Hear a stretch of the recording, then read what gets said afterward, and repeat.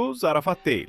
Təsəvvür elə, bir oğlan tərk edilmiş Dodge Viper RT ona rast gəlir. Maşın artıq 7 ildir ki, yarpaqların və tozun içində qalır. Boyası solub, kuzovu sanki səhradan çıxıb, son illərdə isə bu maşın sadəcə yarpaq yığmaq üçün bir qap kimi olur. Amma oğlan üçün bu problem deyil. O, bu əfsanəni yenidən həyata qaytarmaq istəyir. Və ən maraqlı yerdən başlayır, kapotun altından. Orada həqiqi bir canavar yatır. 8 litrlik atmosferik V10, 400-dən çox at gücü, 100-ə qədər sürətlənmə, 5 saniyədən az. 9-cu illərdə bu əsl raket idi. Ağır kuzov, heç bir elektronika və hörmət tələb edən idarə etmə. Amma üstünlükləri var. Səsi, xarizması və əsl xarakteri. Bunu indi heç bir müasir maşın verə bilmir. Fənərlər sanki keçmiş əsrdən idi. Çox solğun və mat. Amma cilalamadan sonra yenidən qürurla irəli baxırlar. Sonra kuzovun təmizlənməsi başlayır. İllərlə yığılan toz və kir maşını bürüyür. Amma altında dəyərli bir şeyin gizləndiyi aydın görünür. Maraqlı fakt, erkən Viper modellərində nə qapı kilidi, nə dam, nə də yan şüşələr vardı. Hər şey saf sürüş üçün idi. Minimum əlavə,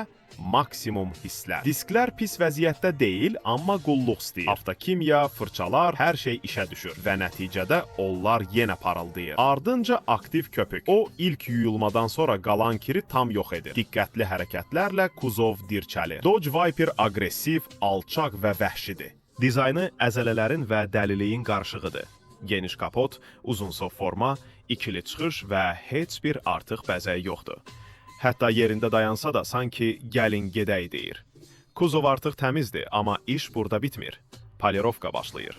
Dərin cızıqlar, mat səth. Amma addım-addım parıltı qayıdır. Maşın dirçəlir və sanki kim olduğunu xatırlayır. Bu son deyil, əfsanənin dirçəlişinin davamı növbəti hissədə olacaq.